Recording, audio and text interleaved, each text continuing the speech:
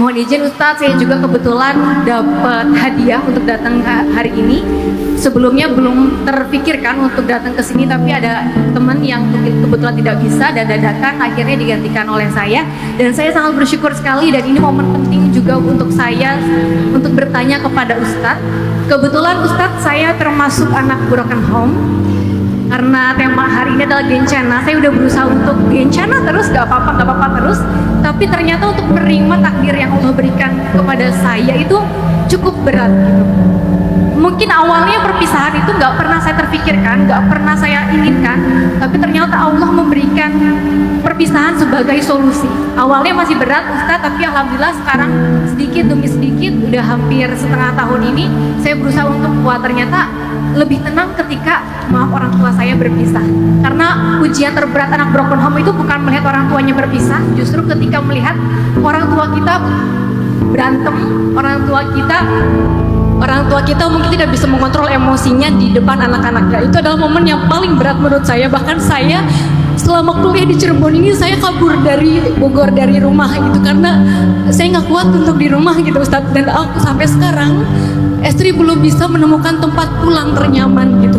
Mungkin orang-orang yang alim pulang itu ya kaulah gitu, tapi ternyata untuk saya tidak segampang itu Ustadz. Dan kebetulan istri juga dikasih sedikit kesempatan untuk sering sharing juga ke teman-teman tentang masalah anak-anak broken home, dan juga kebetulan saya termasuk orang yang berusaha untuk tetap berprestasi walaupun dengan kondisi keluarga yang amburadul gitu ya Ustadz. Dan ini mungkin sedikit banyaknya benar membantu teman-teman untuk termotivasi juga. Tapi jujur Ustadz, untuk diri saya pribadi sebagai seorang motivator mungkin bisa dibilang oleh teman-teman saya, tapi saya juga butuh banget motivasi dari orang-orang yang mungkin lebih bagus, lebih ilmunya lebih banyak daripada saya seperti Ustadz. Dan sampai saat ini mungkin saya juga belum menemukan teman untuk dialog. Nah itu yang menjadi berat untuk saya. Bahkan ketika saya diuji oleh keluarga, saya juga diuji dengan kisah percintaan yang ya sampai saat ini belum begitu baik gitu Ustadz. Mungkin minta solusinya Ustadz untuk anak seperti saya, anak broken home, yang katanya ketika anak broken home itu orang tuanya aja berantakan, gimana anaknya gitu Ustadz. Terima kasih. Butuh motivasi untuk menjadi seorang anak yang lebih bahagia, lebih enjoy dengan kehidupannya, meskipun punya latar belakang sebagai anak dari broken home. Semua penyakit itu ada obatnya kata Nabi, kecuali kematian. Termasuk penyakit karena luka pengasuhan, penyakit mental, penyakit psikis, semuanya ada obatnya. Ini poin yang perlu kita yakini. Jadi jangan sampai kita selalu memvalidasi segala ketidakbahagiaan kita karena masa lalu kita. Saya tuh kayak gini karena saya anak broken home. Saya orangnya tuh tantrum karena saya anak broken home. Saya orangnya tuh anxiety, panic attack karena saya anaknya broken home. Saya tuh nggak berani membuka diri untuk laki-laki karena saya pernah punya pengalaman broken home. Jangan sampai kita nyaman dalam situasi yang nggak baik, lalu mencari validasi seolah-olah wajar ketidaknormalan kita atau masalah-masalah kita selama ini. Itu tuh bagian dari kebalikan dari afirmasi positif. Disebut dengan kalimatin khabithah, ucapan-ucapan yang tidak baik untuk kita.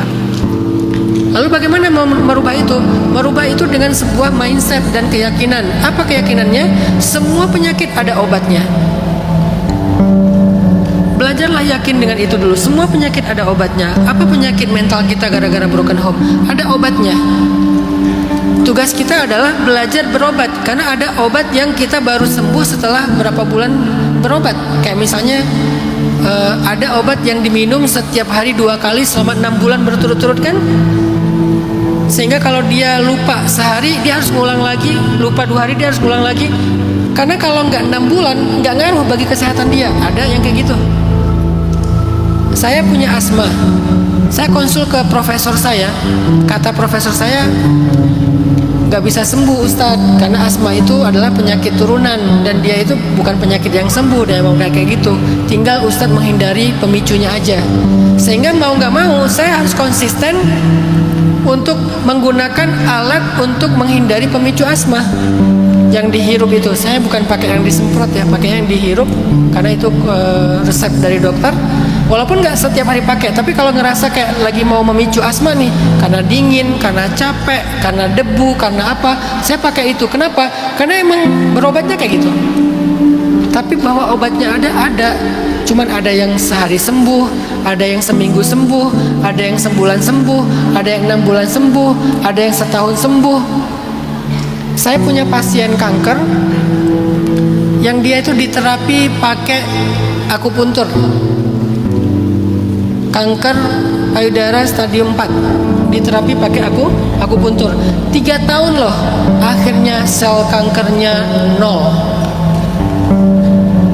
Itu ajaib sih. Sampai sel kankernya itu diperiksa secara medis, itu sampai habis sel kankernya. Tapi berapa lama dia konsisten? Dia sampai tinggal di rumah terapi itu. Dia ngontrak di dekat situ, dia berobat setiap hari selama 3 tahun.